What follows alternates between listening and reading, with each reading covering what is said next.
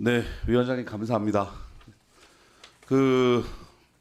후보자님, 네. 후보자님은 이재명 정부 국정기획위원회 분과위원장으로 국정과제를 기획하고 사실 기획예산처가 분리돼서 새롭게 출범하는 거를 만든 과정 참여했던 분이십니다. 네. 그래서 장관 지명되시고 나서 아마 큰 책임감을 느끼실 것 같고 또 앞서 많은 의원들이 언급했던 것처럼 4선 국회의원으로서 여러 상임위를 활동하시면서 특히 예결위 간사와 위원장 하시면서 예산 과정을 누구보다 잘 아시는 분으로 좀 평가되고 있지 않습니까? 그런 과정 속에서 되게 책임이 크고 포부도 있으실 것 같은데 오늘 제가 우리 후보자님 모두 발언을 들으면서 이 부분은 정말 강조하고 싶어 제가 질의를 준비했는데 그 말이 요약되어 있는 것 같아서 한번 반복해서 읽어보겠습니다. 국가는 정부의 전유물이 아니다. 재정 운영의 전 과정이 국민의 몫을 담아낼 수 있도록 국민이 주인되는 열린 재정을 구현하겠다.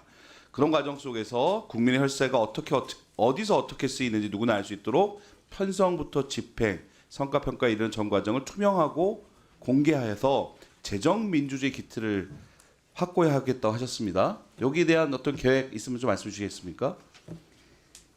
예, 재정 개혁의 부분하고 재정 민주주의 거기는 재정 민주주의도 같이 포함되지 않겠습니까? 네. 그 재정 개혁 부분은 이제 기본적으로 이 국가의 재원을 어디에 우선 쓸 것인지를 정하는 거 아니겠습니까? 네. 그러나 재원은 한정되어 있죠. 네. 그래서 따라서 어디에 무엇을 먼저 쓸 것인지를 잘 정하는 게 중요합니다. 그게 이제 국가 전략과 연계되어 있다고 보는 것이고요.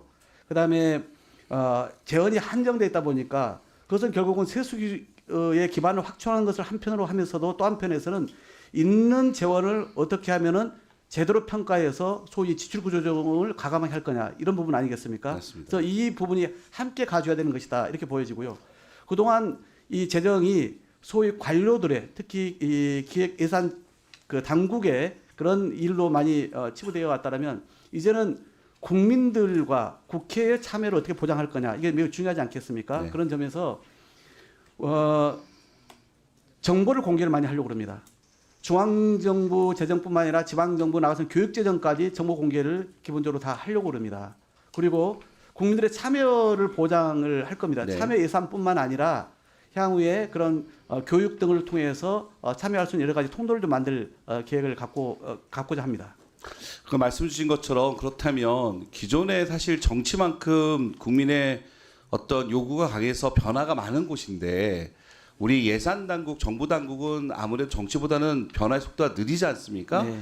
그래서 그동안 예산 당국이 정말 열심히 한정된 지원을 잘 관리해 왔 측면이 있지만 변화된 환경, 특히 대한민국이 현재 처해져 있는 구조적인 위기를 대응하려면 말씀처럼 예산의 효율성 집행은 당연한 거지만 성과 평가를 통해서 단순한 수치로 들어가지 않는 중요한 국책 과제나 미래 과제에 대해서 과감하게 재정을 투자하고 또 그것이 어떻게 평가를 잘 환류 체계를 만들어서 그게 2년 3년 뒤에 잘 되려면 즉 적극 재정을 하기 위해서는 지출 구조도 필요한 예산 유로도 중요하지만 정책 결정에 따른 과감한 투자와 그에 따른 성과 평가를 통해서 예산 효율성을 유지하는 이 환류 체계가 중요해 보이는데 네. 제가 보니까 우리 후보자님 대표 발의하신 법안 지난 1월 말에 개정돼서 국가재정법 여기 내용 보니까 중요한 내용이 있더라고요. 네. 그동안 우리 국가재정 운용 계획이 구체적인 이행 방안이나 전년도 계획 대비 실적 평가 없이 중기재정 관리의 책임성 특히 국회와의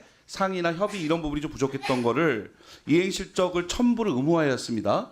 이런 걸 통해서 제가 보기에는 우리 기획예산처도 예산 당국도 과거의 어떤 너무 효율성과 속도 또는 가장 본인의 책임성을 너무 과하게 생각하다 보니까 국회 또 국민과의 협의 또는 정보 공개에 조금 부족했는데 이런 부분에서 좀 더 단계적이지만 효과적인 계획을 갖고 열린 재정 반드시 이뤄주길 바라고요. 네네. 저는 그 모두 발언에서 우리 후보자의 다짐을 한번 느낀 게 마지막에 있었던 책상 위의 데이터보다 새벽 시장 상인의 거친 손마디와 청년들의 불안한 눈빛에 더 민감하게 반응하겠다.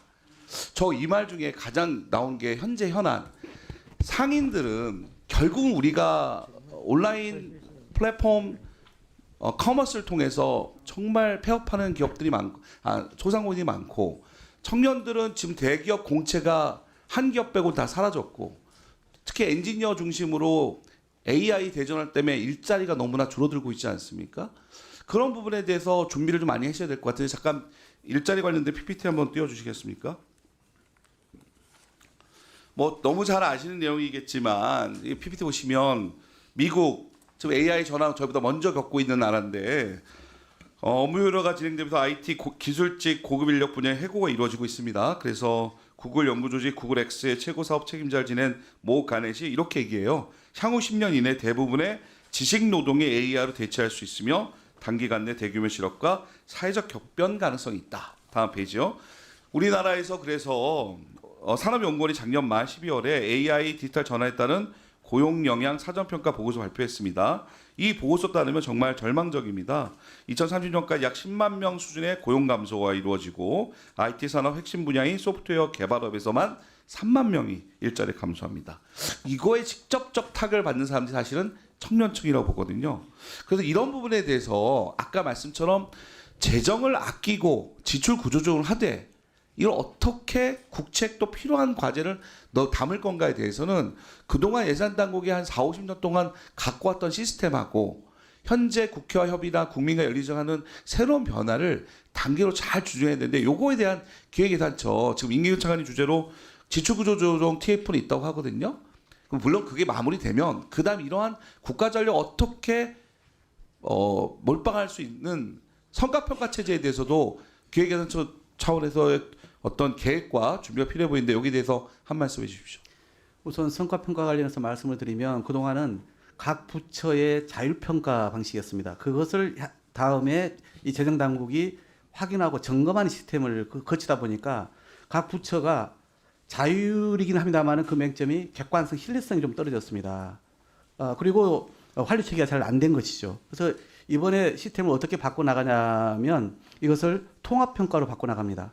달리 말씀드리면은 아예 평가 과정에서 각 부처에 추천한 전문가까지 해서 또 그 평가 사업도 대상도 확 넓혀가지고 이 평가를 합니다. 평가의 과정도 이 두 번, 세 단계에 걸쳐서 평가를 하고 평가 결과가 바로 예산에 반영되는 시스템으로 이렇게 등급을 나눠서 평가 결과를 만들어냅니다.